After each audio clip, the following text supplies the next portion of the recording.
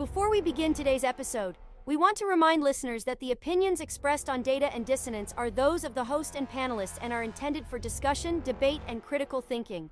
Our conversations often tackle political, cultural, and societal issues that people feel strongly about. And while disagreement is welcome, we encourage everyone listening to approach these topics with curiosity rather than hostility. The goal of this show has always been simple: challenge assumptions, examine different viewpoints, and have the kind of honest conversations that are becoming harder to find in today's media landscape. 20 years ago, most Americans didn't carry a tiny glowing computer in their pocket tracking every headline, every outrage, every notification, and every opinion from thousands of strangers. 20 years ago, people argued about politics at the dinner table, sure, but they weren't arguing with the entire country every 5 minutes on a screen. Back then, the internet was still something you visited, not something you lived inside. But here we are in 2026. We're more connected than any generation in human history. We have more technology, more information, more entertainment, and more convenience than people could have imagined 20 years ago. And yet, people report feeling more anxious, more isolated, and more overwhelmed than ever. So tonight we're asking a simple question that might have a complicated answer. Are Americans actually happier today than they were 20 years ago? Or did we gain the world in our pockets and then lose something along the way? Let's bring in the panel. Joining me tonight is the crew that helps make sense of the chaos every week. Brian is here, bringing the MAGA fire and the unapologetic belief that despite everything the media says, America is still the greatest country on earth and opportunity is alive and well if people are willing to chase it. Rachel is with us, our independent voice who's always willing to step back from the noise, cut through the spin, and ask whether the systems around us are actually working for everyday people. Daniel is here, connecting dots others don't see, questioning the forces behind the headlines and reminding us that sometimes the biggest stories are the ones happening quietly behind the scenes. And Skylar joins us as well, bringing a progressive perspective focused on social realities, economic pressure, and the human side of policy decisions that often get lost in political talking points. And as always, I'm Artie, somewhere in the middle of all of it, trying to keep the conversation honest while we dig into the question everyone seems to be asking lately. Are we actually better off or just more connected to the chaos? Let's get into it. For most of human history, happiness was measured in pretty simple terms: family, community, work that paid the bills, maybe some stability, and a little free time to enjoy life. But over the last 20 years, something has shifted. Technology exploded, social media reshaped how people interact, the pace of news accelerated, and suddenly everyone is comparing their lives to a highlight reel of strangers online. You hear it everywhere now, people saying they're more stressed, more distracted, and more disconnected, even though we're supposedly more connected than ever. So, Rachel, let me start with you. When you look at American life today compared to 20 years ago, the economy, technology, social culture, the pace of everything, do you think Americans are actually happier today? Or did we trade something important away without realizing it? When I think about whether Americans are happier today than they were 20 years ago, the biggest difference is how much faster and louder life has become. 20 years ago, people still dealt with stress, jobs, bills, family responsibilities, but there was more separation between daily life and the constant noise of the world. Today we wake up and immediately see headlines, arguments, notifications, and social media comparisons, and that never really shuts off. That constant stream of information keeps people mentally on edge in a way previous generations didn't experience. Technology has obviously brought some good things: easier communication, remote work opportunities, and access to more information than ever before. But it also created a culture where people are constantly comparing their lives to curated versions of other people's lives online. When everyone else's highlight reel is in front of you all day, it can make ordinary life feel like it isn't enough, even when things are actually going okay. And then there's the financial side of things. Housing, healthcare, and everyday costs have climbed enough that a lot of people feel like they're running harder just to stay in place. So while Americans today have more convenience and more technology than ever before, I'm not sure those things automatically translate into more happiness. Sometimes they just make life feel more complicated. You know, Rachel, I think you hit on something there that a lot of people probably feel but don't always put into words. Life didn't necessarily get easier. It just got louder. 20 years ago, if something bad happened in the world, you might hear about it on the evening news or read it in the paper the next day. Now we carry the entire world's stress in our pockets 24 hours a day. Every crisis, every argument, every political fight, every tragedy, it's all pushed straight to our phones nonstop. It's like we've built a system where people are constantly absorbing negativity, whether they want to or not. And over time, that kind of environment probably does take a toll on how people feel day to day. At the same time, though, I think there's another side to this conversation, too. America still has more opportunity, more innovation, and more upward mobility than almost anywhere in the world. Technology has opened doors that didn't exist 20 years ago. People building businesses online, creating content, working remotely, reaching audiences across the country or even the world. So while life might feel more chaotic and more expensive in some ways, there are also opportunities that previous generations could only dream about. Brian, let me bring you in here. You're someone who's always believed that despite the noise and the negativity coming from the media, America is still a place where people can build a good life if they're willing to work for it. So when you hear this question, are Americans actually happier today than they were 20 years ago? Do you think we've lost something culturally? Or do you think people are just focusing too much on the negative and forgetting how much opportunity still exists in this country? Look, I hear what Rachel's saying about stress and social media and all that, and there's definitely some truth to it. The world is louder now, no doubt about that. Everybody's got a phone, everybody's got an opinion, and it feels like people spend half their day arguing with strangers online. But here's where I think we've got to be careful. Just because life feels chaotic sometimes doesn't mean Americans are worse off. In a lot of ways, we're living in the most advanced, opportunity-filled era in human history. People today have access to tools, information, and platforms that previous generations could only dream about. Someone sitting in their living room can start a business, build an audience, create a brand, and reach millions of people without ever stepping into a corporate office. That kind of freedom didn't exist 20 years ago. I also think some of the unhappiness we're seeing isn't because America got worse. It's because the culture changed. We've built this environment where negativity spreads faster than anything else. Turn on the news and it's crisis, disaster, outrage, and political warfare 24/7. Scroll social media and people are comparing their lives to influencers and celebrities instead of just focusing on building their own path. If you surround yourself with that kind of noise every day, of course you're going to feel like everything is broken. But step back from that for a second and look at the bigger picture. Americans still have incredible freedom, opportunity, and the ability to improve their lives if they're willing to work for it. So are people happier? I think that depends on where they're looking. If you're glued to the outrage machine all day, probably not. But if you're focused on your family, your work, and building something meaningful, America in 2026 still offers a level of opportunity that most of the world would trade places with in a heartbeat. Brian, that's an interesting point because I think you're touching on something that doesn't get talked about enough: the difference between actual living conditions and perceived reality. On paper, in many ways, life should be better today. Technology is more advanced, information is easier to access, businesses can start from a laptop, and opportunities exist in places they didn't 20 years ago. But perception matters, and right now, a lot of Americans feel like the world is more unstable, more stressful, and more divided than it used to be. Whether that's because of social media, the news cycle, or just the pace of modern life, that feeling is very real for a lot of people. And I think part of the challenge today is that people are constantly plugged into systems designed to grab their attention. And the easiest way to grab attention is through outrage, fear, or conflict. It's not necessarily that the world suddenly became worse overnight, but the way we experience the world has changed dramatically.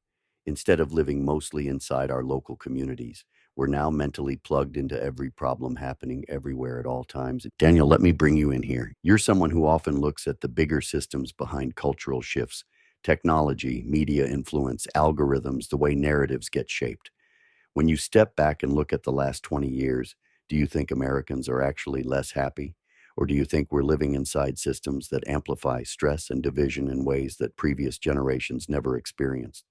I think the real question isn't whether Americans are happier, it's why so many people feel like something is off, even when, on paper, society is more advanced than ever. When you look at the last 20 years, what you see isn't just technological progress. You see the rise of systems designed to capture attention and influence behavior. Social media platforms, algorithm-driven news feeds, and digital advertising models are literally engineered to keep people engaged as long as possible. And the easiest way to do that is through emotion, anger, fear, outrage, tribal identity. Those emotions spread faster than calm, rational discussion. So over time, the entire information environment becomes more intense and more divisive. And when people live inside that kind of environment every day, it changes how they see the world. A person sitting in a quiet living room can scroll their phone and suddenly feel like society is collapsing because they're being exposed to every conflict, every tragedy, every political argument happening across the entire country at once. 20 years ago, most people experience life primarily through their local community, neighbors, co-workers, family, local news. Now, the human brain is trying to process a constant global fire hose of information it was never designed to handle. So when people ask whether Americans are happier today, I think the deeper issue is that we've created a digital ecosystem that constantly amplifies conflict and anxiety. It doesn't necessarily mean the country itself is worse off in every measurable way, but the psychological environment people live inside every day is far more intense. And when your brain is constantly processing stress signals, outrage, and comparison culture, it becomes very difficult for people to feel content or grounded in their everyday lives. Daniel, that's an interesting way to frame it because what you're really describing is a world where the environment around people has changed faster than human nature has. Technology evolved almost overnight compared to how societies usually adapt, and now people are trying to navigate work, relationships, politics, and everyday life while being constantly connected to a global conversation that never shuts off. For most of human history, your world was the town you lived in, the people you worked with, and maybe the news that came on once a day. Now people are mentally plugged into everything happening everywhere all at once, and that can make the world feel a lot more chaotic than it actually is. At the same time, though, we can't ignore that a lot of Americans do feel real pressure right now, financially, socially, and culturally. Housing costs, healthcare costs, the pace of work, the cost of raising kids. Those are real concerns that affect how people experience their lives. So while technology and media might amplify stress, there are also everyday realities that people are dealing with that shape whether they feel secure or overwhelmed. Skylar, let me bring you in here. From your perspective, looking at the last 20 years, the economic shifts, the cultural changes, the way social media has reshaped society, do you think Americans are actually less happy today because of the systems we're living in? Or do you think we're finally seeing deeper issues in society that were always there but are now harder to ignore? I think a lot of what Rachel and Daniel said connects to something deeper happening in society, which is that many Americans feel like the ground underneath them has become less stable over the last couple decades. Yes, technology has made life easier in some ways, but stability and security are huge factors in whether people feel happy or not. 20 years ago, the path for many people felt clearer. Work hard, build a career, buy a home, raise a family, retire someday. That path still exists for some people, but for a lot of younger Americans especially, it feels much harder to reach. Housing prices, healthcare costs, education debt, and childcare expenses have all climbed significantly, and that creates a sense that people are constantly trying to catch up instead of moving forward. There's also the social side of it. Community structures that used to hold people together, local organizations, churches, neighborhood groups, even just knowing your neighbors, have weakened in many places. People move more often, work longer hours, and spend more time interacting through screens instead of face-to-face relationships. Humans are social creatures, and when those real-life connections shrink, it can lead to more loneliness and isolation, even if people are technically connected online all the time.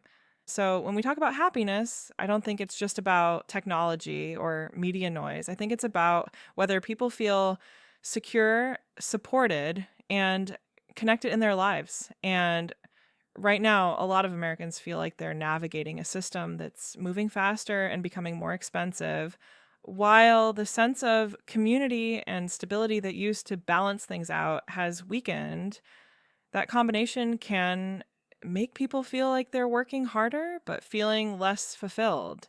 Listening to all of you, it's interesting how this conversation keeps circling back to the same theme from different angles.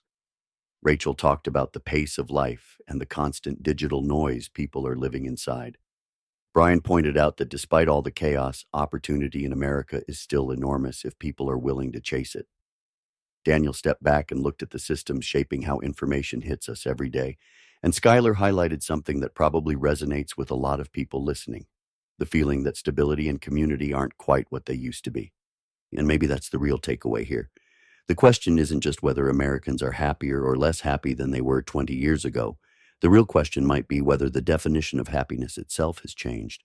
We have more technology, more convenience, more access to information than any generation in history, but we're also living in a faster, louder, more complicated world where people are constantly comparing themselves to everyone else and absorbing the stress of events happening far beyond their own communities.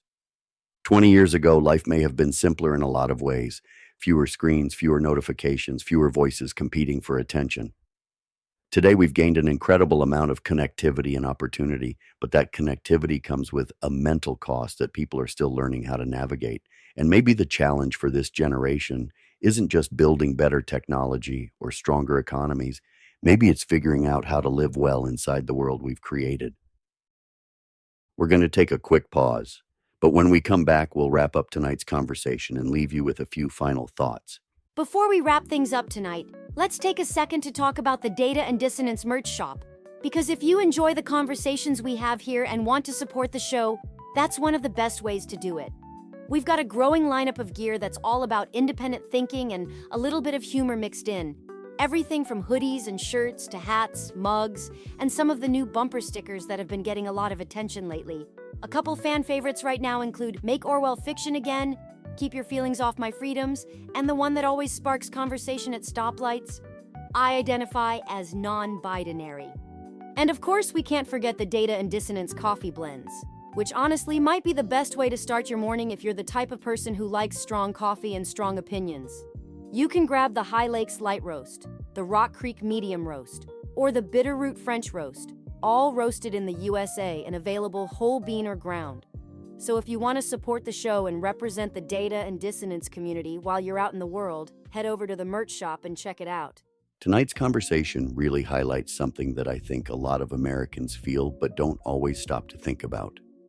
When we ask whether people are happier today than they were 20 years ago, we're really asking something bigger about the kind of world we've built. In many ways, life has improved. Technology is incredible. Information is instant. Opportunities exist today that simply didn't exist a generation ago. But progress doesn't always move in a straight line. Sometimes when we gain new tools and new conveniences, we also create new pressures that people have to learn how to live with. What stood out to me listening to everyone tonight is that happiness probably isn't just about economics, technology, or politics. It's about balance. It's about whether people feel grounded in their lives, whether they feel secure in their communities, connected to their families, and hopeful about their future. 20 years ago, life might have been simpler in some ways, not necessarily easier, but quieter. Today we live in a world where the noise never really shuts off, where every opinion, every crisis, every argument is just a tap away on a screen. And maybe part of the challenge for this generation is learning how to live in that world without letting it consume us. Because at the end of the day, happiness probably isn't going to come from an algorithm, a trending topic, or the latest outrage dominating the headlines. It's going to come from the things that have always mattered: relationships, purpose, family, faith, community, and the sense that the work you're doing in your life actually means something. Technology will keep evolving, the news cycle will keep spinning, politics will keep arguing, but those deeper foundations of life haven't really changed. So maybe the real question isn't whether Americans are happier than they were 20 years ago. Maybe the real question is whether we're remembering to focus on the things that actually make life meaningful in the first place. Thanks for spending part of your evening with us. This has been Data and Dissonance. And as always, remember to speak truth, stir thought. Tonight's episode of Data and Dissonance is brought to you by the Caleb Rourke Thriller series, written by our very own host, Artie. If you enjoy the kind of conversations we have here, The questions about power, truth, technology, and the unseen forces shaping the world. You'll find those same themes woven into the story of Caleb Rourke. The series kicks off with The Covenant Protocol, a high-stakes thriller that pulls readers into a world of covert operations, hidden agendas, and a race to uncover secrets that powerful people would rather keep buried. It continues with The Prophet Directive, where the stakes rise even higher, and the lines between truth and deception become even harder to see, and the next chapter in the saga, Black Echo Rising. And of course, we can't forget the music side of the Data and Dissonance universe. If you haven't checked it out yet, Artie also released the album Uncaged, along with the country album Four Wheelers and Hallelujah, featuring songs that blend patriotism, storytelling, and a little bit of backroad country soul. Whether it's books, music, or the conversations we have on this show, the goal is always the same: to create something that makes people think, question, and see the world a little differently. You can find the Caleb Rourke thriller series on Amazon and stream the music on Spotify and other major platforms.